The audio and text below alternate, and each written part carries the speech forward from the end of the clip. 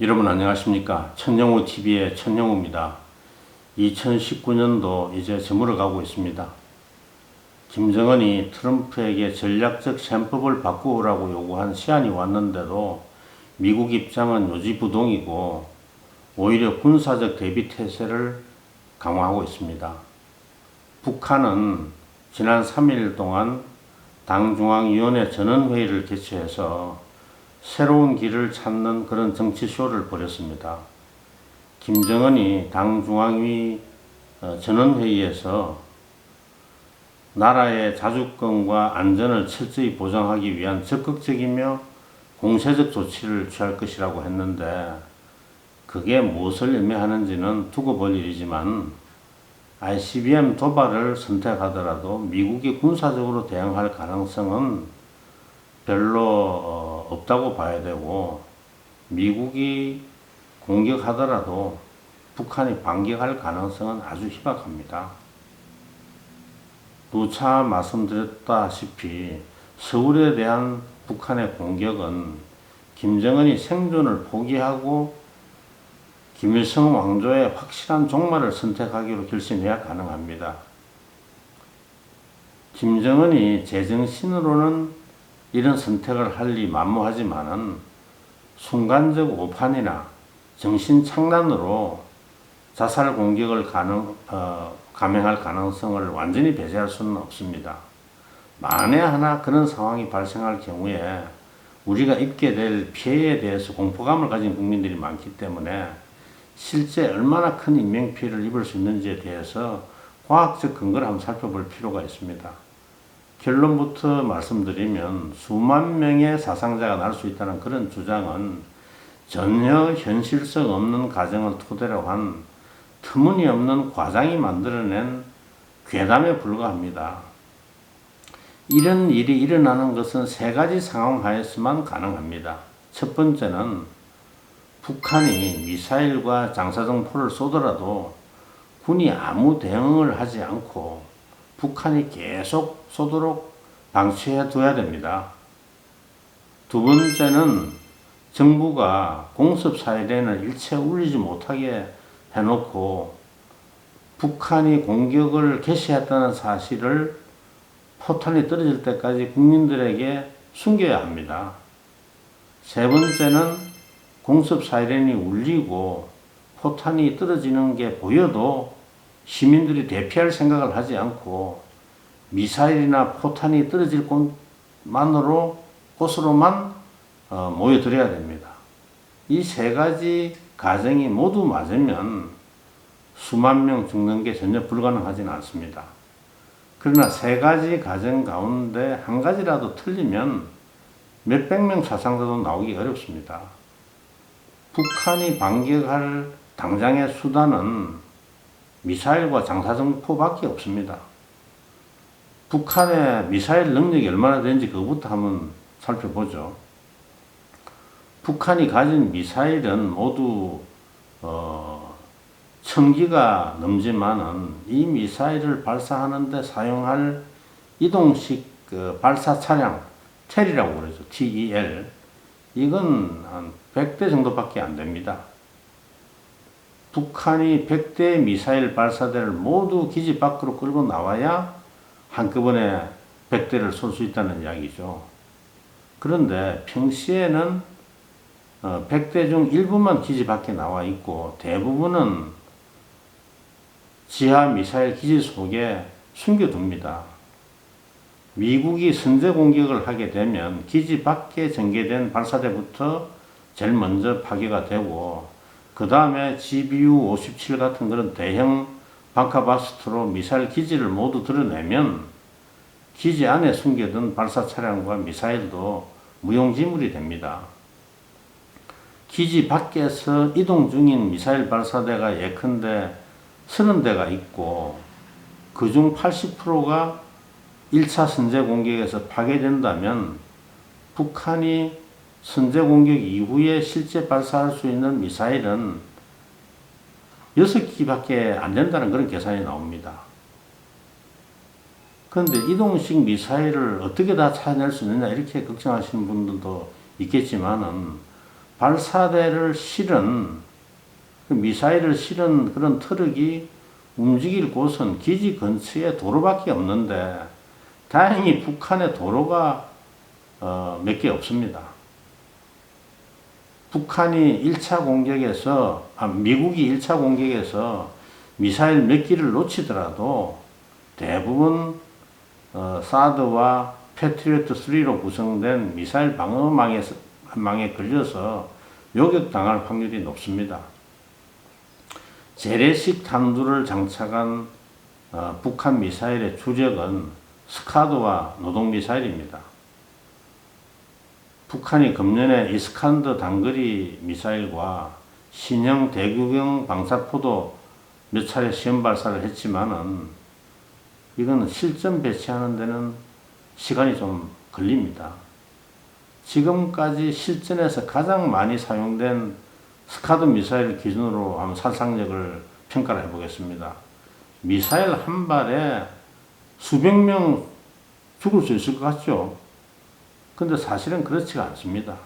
실전에서 미사일 한 발에 평균 5명 이상 죽은 그런 재래식 미사일은 없습니다. 스카드의 원조가 뭔지 아십니까? 히틀러가 2차 대전 중에 영국의 제공권을 빼앗기자 1944년에 런던 공격하기 위해서 만든 V2라는 게 이게 원조입니다. 동독을 점령한 소련이 이 기술을 가져가서 51년부터 소련에서 제작을 했고 이것이 73년에 이집트로 들어가서 79년에 북한으로 이게 들어갔습니다. 북한이 이걸 가지고 역설계를 해서 83년부터 만들기 시작했습니다. 그런데 1944년 6월 독일이 2차 대전 중이죠. 런던과 엔트워프, 리에즈에 이 스카드 미사일의 원조인 V2 미사일을 3,000발을 발사를 했는데 9,000명이 죽었습니다. 이게 2011년 BBC 다큐멘터리에 다 나와 있는 내용입니다. 그러니까 평균 스카드 한 발에 3명이 사망을 하는 그런 셈이죠. 그 이후에 1980년에서 88년까지 이라크와 이란이 전쟁을 했지 않습니까? 그때 이라크가 이란에 스카드 미사일 118발을 발사를 해가지고 422명이 사망을 했습니다. 한 발당 4.9명이 사망한 셈입니다. 이거는 주로 민간인 밀집 지구인 바자 같은 데 많이 떨어져서 그렇습니다. 그 다음에 91년 1차 걸프전에서 이라크가 이스라엘을 향해서 38발을 발사를 했는데 이 스카드 미사일에 맞아가지고 죽은 사람이 2명이고 놀라서 심장마비로 죽은 사람이 4명 이래서 총 6명이 죽었는데 통계적으로 보면 6발에 1명 죽은 셈이죠. 그럼 미국의 미사일은 얼마나 살상력이 있을까요? 제일 최근 통계를 보면 2017년 4월 7일에 미국이 시리아 공군기지에 토마호크 미사일 59발을 발사를 했는데 14명이 죽었습니다. 그리고 작년 2018년 4월 14일에 미국, 영국, 프랑스 3개국이 동시에 시리아 화학무기 시설에 미사일 105기를 발사를 했는데 그때 한 40여 명이 죽었습니다. 미국 미사일로 군사기지 공격을 할 때 평균 3발에 1명 정도 죽는다는 이야기죠.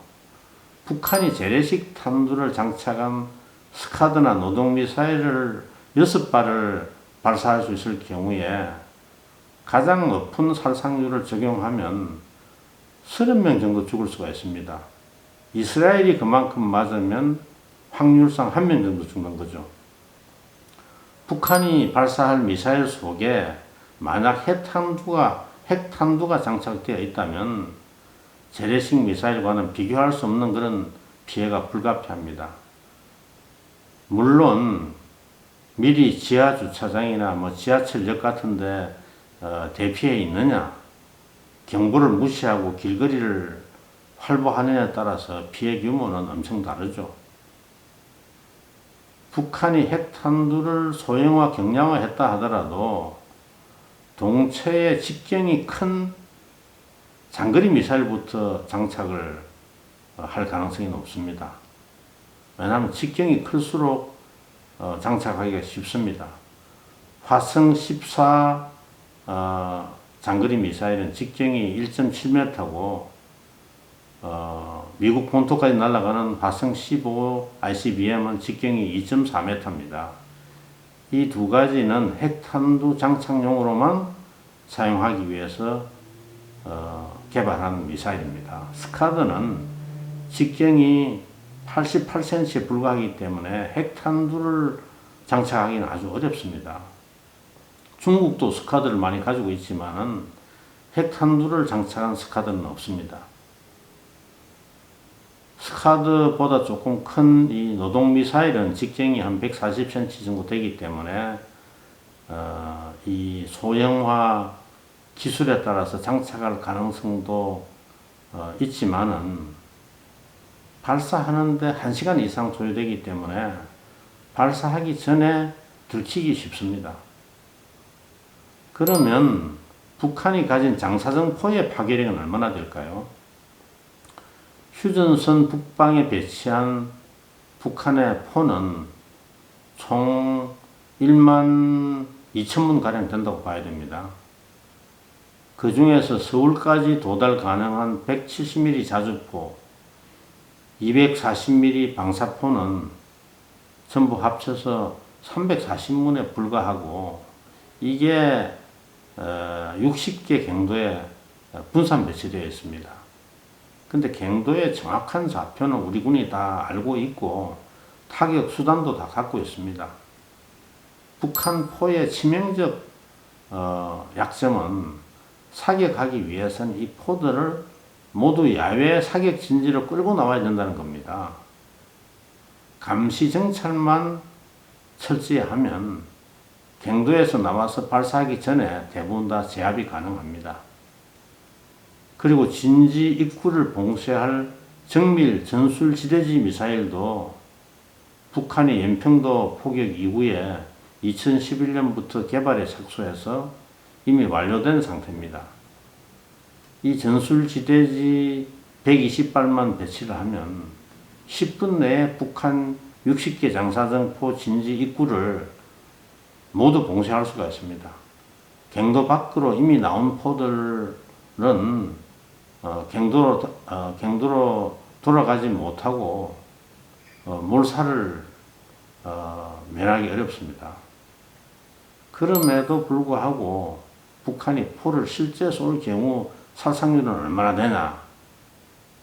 그거는 탄두의 위력과 정밀도, 그리고 떨어질 지점의 인구 밀집도, 대피 시설이 있느냐 없느냐, 그리고 대피 시설이 얼마나 가까이 있느냐에 따라서 천차만별이죠.